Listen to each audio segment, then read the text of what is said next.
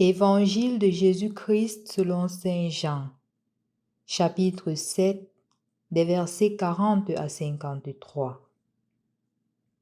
En ce temps-là, Jésus enseignait au temple de Jérusalem.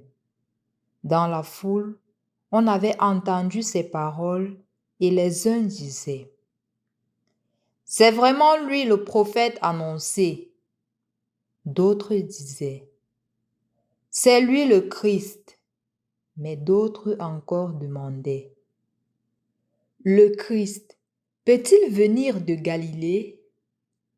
L'Écriture ne dit pas-elle que c'est de la descendance de David et de Bethléem, le village de David, que vient le Christ? » C'est ainsi que la foule se divisa à cause de lui. Quelques-uns d'entre eux voulaient l'arrêter, mais personne ne mit la main sur lui. Les gardes revinrent auprès des grands prêtres et des pharisiens, qui leur demandèrent: « Pourquoi ne l'avez-vous pas amené? » Les gardes répondirent: « Jamais un homme n'a parlé de la sorte. » Les pharisiens leur répliquèrent: « Alors, vous aussi, vous vous êtes laissés égarer?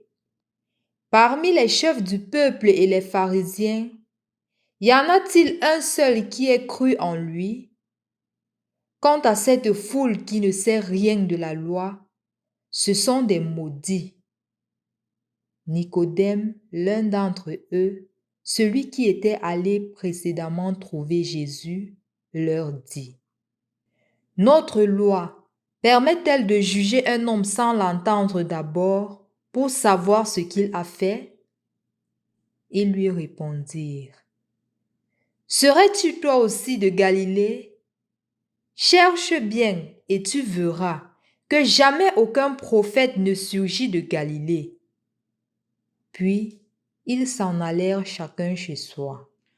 Au nom du Père et du Fils et du Saint-Esprit. Amen. Le soit Jésus-Christ. Dans l'évangile d'aujourd'hui, nous voyons clairement comment est-ce que il y a tout un désordre autour de Jésus. Et les gens disent que non, c'est lui le Messie. Non, ce n'est pas lui le Messie. Non, est-ce que le Messie viendrait de Galilée? Il y a des questions là. Et après, on dit que les gens voulaient l'arrêter. Non, d'autres ne pouvaient pas mettre la main sur lui. Il y a tout un désordre. Il y a tout un désordre là. Mais ce qui est beau, c'est que l'action de Dieu continue à avancer. L'action de Dieu ne s'arrête pas, ça continue, malgré tout ce qui est autour. La beauté de cet évangile, ou du moins de ce que le Seigneur voudrait nous faire comprendre aujourd'hui, c'est que c'est la vie de tout individu. Dans les accessoires, dans le cheminement, il y a toujours des désordres, des difficultés qui se présentent en cours de route. Et justement, les difficultés ne doivent pas être des obstacles pour toi et pour moi de pouvoir continuer le chemin sans ombre ni trouble au visage.